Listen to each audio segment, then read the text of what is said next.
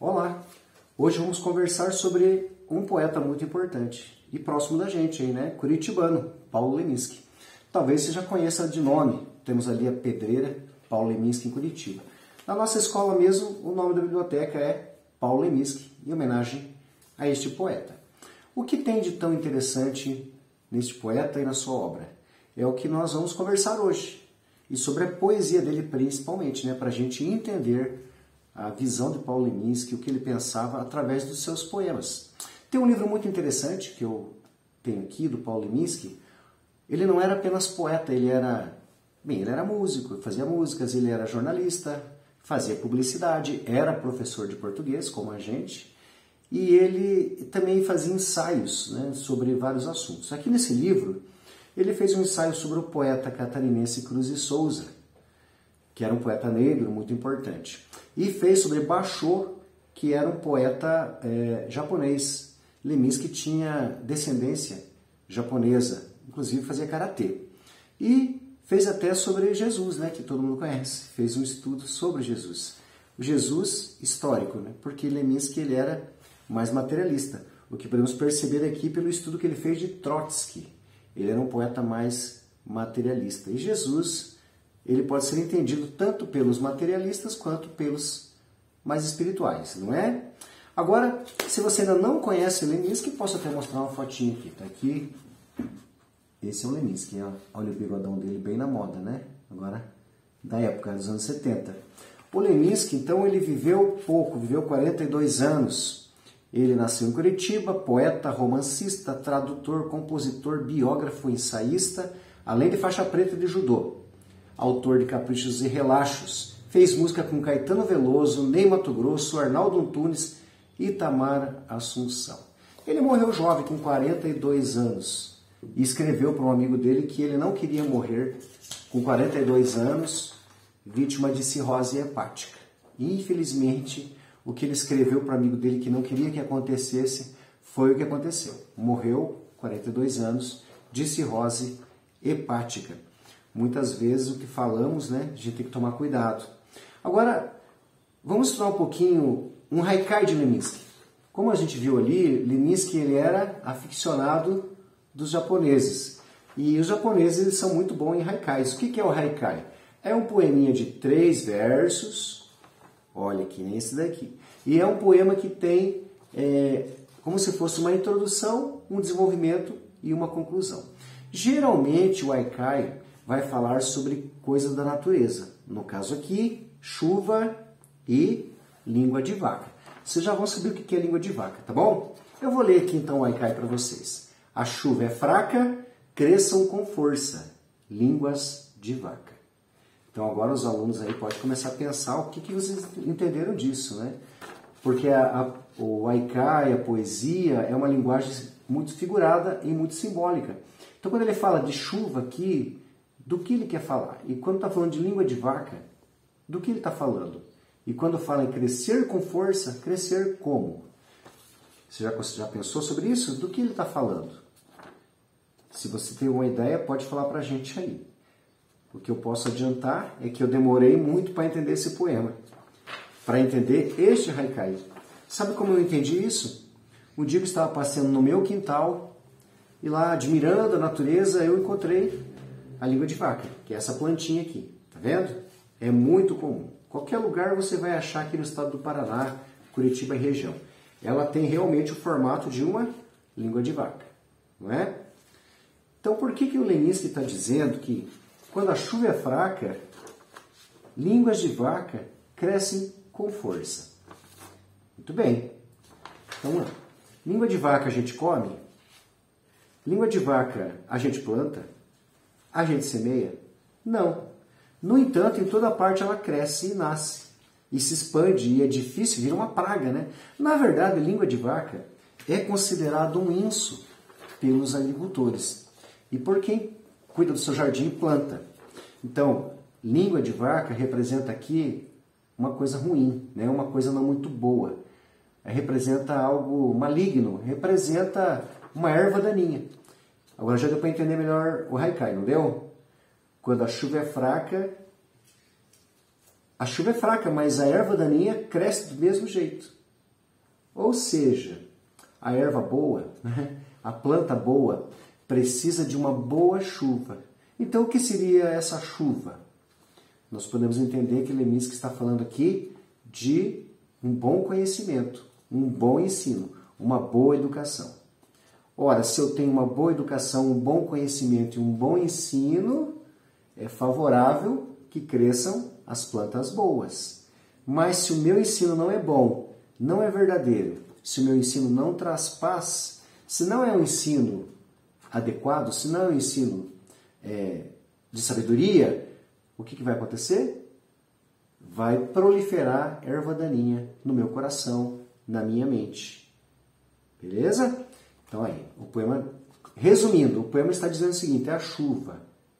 Quando o conhecimento é fraco, quando o ensino é fraco, cresce com força só erva daninha, só língua de vaca. Então nós precisamos buscar o bom conhecimento e o bom ensino. Está aqui então o primeiro haikai de Leminski, muito interessante. Mas Leminski não fez só haikais, né? Ele fez música, fez poemas, fez ensaios. Eu quero mostrar agora um outro poema de Leminski, Tenho Andado Fraco. Este poema de Leminski, o título do poema é Tenho Andado Fraco. E aqui a primeira estrofe também retoma ali a ideia do tenho andado fraco, levanto a mão, é uma mão de macaco. Ora, Leminski está dizendo que quando ele diz que tenho andado, que ideia que passa isso? Que é um momento só? Que é só agora que ele está fraco? Não, né? Porque a forma verbal aqui, tenho andado, passa a ideia de que é algo contínuo, de algo que está acontecendo sempre com ele. Ou seja, ele tem andado fraco. Interessante que ele falou ali da chuva, né? Por que será que ele está andando fraco? Será que não é porque a chuva que está irrigando ele também não é fraca? Será que ele está bebendo, digamos aqui, o eu poético, né? Será que esse eu poético não está sob uma chuva fraca? Tenho andado fraco. Levanto a mão, é uma mão de macaco. Por que o ser humano, esse eu poético diz, eu levanto a minha mão e eu vejo uma mão de macaco? Por quê? Alguém pode pensar, isso é racismo. Não tem nada a ver com racismo, né? Porque macaco, na visão criacionista, que agora nem mais a visão criacionista defende essa ideia, de que o homem veio do macaco. Mas na época de Leminski, ele procurava muito, né, o ensino e procurava muitas vezes essa visão evolucionista. E na visão evolucionista se pregava, né, que o homem se pregava porque não tinha provas concretas. Então era uma pregação de que o homem vinha do macaco. Ora, então muitas vezes se eu penso que eu vim do macaco, eu posso pensar assim, então qual o propósito da minha existência? Qual o sentido de eu viver? E a gente sabe que o Leminski passou por grandes frustrações na sua vida. E talvez a maior frustração que uma pessoa humana pode passar, que é a perda de um filho. E provavelmente nesse momento que ele perdeu o filho, né, que isso influenciou a visão dele por muito tempo. A gente percebe no poema dele as consequências dessa dor, desse sofrimento. Em alguns versos dele a gente percebe isso. E quando ele diz que levanta a mão é uma mão de macaco, passa essa ideia inclusive do pós-modernismo, que é a visão do niilismo, de que as coisas não têm sentido. E as pessoas estão sempre procurando um sentido. Afinal de contas, qual é o sentido da existência do ser humano? Qual é o sentido da existência do homem? Porque afinal de contas, a gente veio do macaco e levanta a mão de macaco. Sou um animal? É isso que nos faz perguntar Leminski, ou eu poético, mas aqui a gente sabe que se confunde com o próprio Leminski. Essa visão de que somos animais. E muitas vezes isso tira o sentido da nossa existência. Tenho andado só, lembrando que sou pó. Na mesma direção, Leminski agora reconhece que é pó, que, digamos, não tem muito valor, não tem muito sentido a sua existência. Novamente, o niilismo da era pós-moderna, onde as pessoas elas têm esse sentimento de vazio, de ausência, e de desvalorização dessa cultura pós-modernista. E continuando no terceira estrofe, tenho andado tanto, o diabo querendo ser santo. Nós vimos que Leminski pesquisou aqui sobre Jesus, mas como um homem histórico. Então Leminski não conheceu Jesus como um profeta mesmo, ou como os cristãos conhecem Jesus como Filho de Deus, que inclusive está vivo e ressuscitou. E quando ele diz aqui que tem andado tanto, o diabo querendo ser santo, é porque os erros da pessoa, né, que cometeu durante a vida, às vezes enfraquecem a pessoa. Faz ela pensar que ela é culpada, que ela cometeu erros. E por isso fica imaginando que não tem solução, não tem perdão, errou muito e a sua vida está comprometida. Ou seja, fatalmente é o determinismo que existe na literatura também. Quando as pessoas não veem saída. Está determinado que vai ser assim. Porque ele, nessa visão materialista, a circunstância material, ela aprisiona o ser humano e torna-se fatal. Para terminando aqui então, nós temos aqui então, tem andado cheio, copo pelo meio, o que representa o tédio também do pós-modernismo. Essa visão pós-modernista é o tédio.